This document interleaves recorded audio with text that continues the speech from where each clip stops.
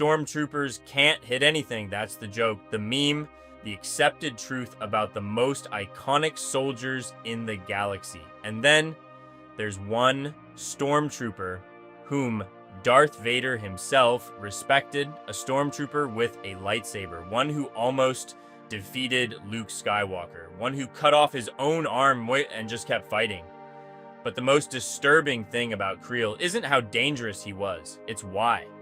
Because Kreel didn't fight out of fear, he fought because the Empire had saved his life. And the crazy part, Kreel isn't a Legends character, not fan fiction, not some obscure expanded universe relic from the 90s. He is officially part of Star Wars canon, introduced in 2015 in the Marvel Comics. Sergeant Kreel, Agent 5241, member of the 500 First Legion, the same unit that hunted Jedi under Darth Vader himself. Later, he even takes command of the Scar Squadron, also known as Task Force 99, basically the special forces of the Stormtrooper Corps. And now, the story gets really interesting. Kreel's storyline takes place exactly between A New Hope and The Empire Strikes Back, right during the period when Luke Skywalker evolves from a farm boy into someone capable of standing toe-to-toe with Darth Vader in a lightsaber duel. And part of that evolution comes from an Imperial Stormtrooper. Chagar 9, where Kreel is forged. Kreel is born on Chagar 9, a planet ruled by violence, fighting pits, warlords, human trafficking, survival. At 4 years old, he watches a man die. He cries. At 6, he watches his father get murdered. His mother dies. In the arena, this time he doesn't cry. Eventually, Kreel starts fighting himself, not out of hatred, not out of ambition, but because on Chagar 9, no one survives long if they look weak. Then, the Empire arrives, and for the first time in Kreel's life, the chaos disappears, the warlords are executed, the fighting pits shut down, armed gangs vanish from the streets, people get work, food, order.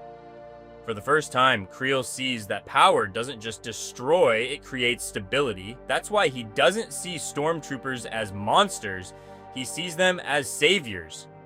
He joins the Stormtrooper Corps as soon as he's old enough, goes to the Imperial Academy, finds real friends for the first time in his life. On his first mission, his best friend is killed by a rebel mortar before their transport even lands. That day, Kreel kills every rebel in the area, and he brings something with him. Most Imperial soldiers never learn how to ignore pain, to ignore. Agent 5241, Darth Vader's Stormtrooper. Kreel isn't a normal soldier. He becomes part of the 500 First Legion, Vader's elite, and eventually he receives a mission that's unusual, even for the Empire. Undercover on Nar Shaddaa, in the territory of Gracchus the Hutt, a gangster obsessed with Jedi artifacts, lightsabers, holocrons, relics of fallen Jedi, and in the middle of this operation, Luke Skywalker shows up, fresh off destroying the Death Star, still inexperienced, not yet a real Jedi.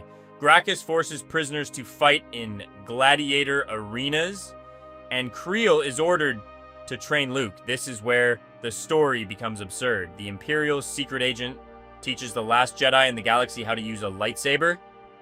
The enemy trains the hero. Kreel pulls out a green lightsaber from Gracchus's collection, the weapon of a dead Jedi, and Luke quickly realizes that Kreel doesn't fight like a Jedi. No elegance, no calm, no philosophy. Kreel fights like someone who survived his entire life in arenas. Direct, brutal, efficient. For Luke, it doesn't feel like training, it feels like survival. And this is where Kreel becomes dangerous, because Luke suddenly faces someone who doesn't need the Force to be deadly. Between A New Hope and The Empire Strikes Back, there's a gap in Luke's development. And part of that gap is explained right here by a Stormtrooper. The villain taught the hero how to fight. And afterward, Kreel reports to Vader that Luke is on Nar Shaddaa because despite everything, Kreel remains loyal to the Empire. That was never in question.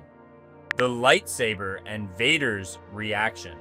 Eventually, Vader learns about Kreel's lightsaber, and that shouldn't happen. Stormtroopers carry blasters. Lightsabers belong to Jedi and Sith. This is exactly the kind of initiative Vader usually chokes officers for. But with Kreel, something different happens. Vader personally returns the lightsaber to him, with the words, "This weapon once belonged to a Jedi. He died with it in his hand. Be worthy of it." That's not normal praise. That's Darth Vader showing respect to a stormtrooper, and that alone tells you how dangerous Kreel has become. Scar Squadron, the elite of the elite. After Nar Shaddaa, Kreel receives his own command, Task Force 99. The Scar Squadron, the special forces of the Stormtroopers, each member a specialist: sniper, heavy weapons, infiltration, close combat. Normal Stormtroopers operate in battalions. Scar Squadron completes the same missions with 6 people, and at the center, Kreel in full white Stormtrooper armor, holding a green lightsaber, a sight that feels wrong across the entire galaxy, and that's exactly why it's so threatening. Kreel versus Luke Skywalker. Luke and Kreel face each other multiple times, and every single time it's closer than it should be. In their first fight, Kreel completely dominates. Luke has talent. Kreel has experience. That's the difference. Later, they meet again on the Star Destroyer Harbinger. And there, Kreel says something Luke can't shake. "The Force is holding you back." And for a brief moment, he's right. Because Kreel fights without doubt, without inner conflict, without fear. Luke, on the other hand, keeps thinking. Only when Luke unleashes a massive force blast that shakes the entire Star Destroyer does Kreel lose. Not through skill, but through something no training can replace. And still, Kreel never stops. That might be his most dangerous trait. The arm. Later, Kreel is buried under debris. His ship is falling apart. His squad is waiting. And he has only seconds. He can't free himself. So he draws his lightsaber and cuts off his own arm. At the shoulder. No screaming, no hesitation, no panic. Just a decision and its consequence. That is Kreel. Not madness, discipline. Why Vader lets him live. Vader is still furious. He threatens Kreel and the entire Scar Squadron with death. But Kreel brings him something valuable, C-3PO, and suddenly it becomes clear why Vader can't replace him. Because Kreel doesn't obey blindly, he thinks. When Vader orders him to get rid of the droid, Kreel ignores the command, not out of rebellion, but because he has a better plan. He uses C-3PO as bait to lure the rebels to Crate.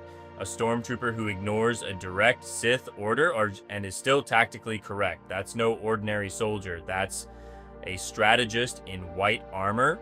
What truly makes Kreel dangerous? The interesting thing about Kreel isn't his lightsaber, not his fights with Luke, not even his loyalty to Vader. The truly unsettling part is Kreel believes in the Empire, not out of fear, not for power, not for career, but because the Empire genuinely improved his life. It ended the chaos of his childhood, destroyed the warlords, gave him structure, purpose, order. To Kreel, the Empire isn't a tyrant, it's the only family he ever had. And that's why he's more dangerous than many Sith, because fanatics are easy to understand. But people like Kreel seem reasonable, disciplined, loyal, self-sacrificing.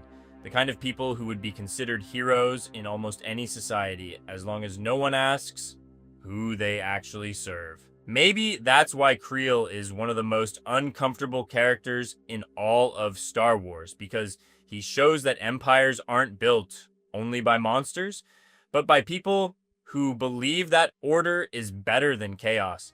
People who have real reasons to fight. And that's what makes Kreel so dangerous. Not his lightsaber, not his battles with Luke, but the fact that you understand why he became who he is. The rebels call the Empire a tyrant. Kreel calls it home. And the unsettling truth is, both are right.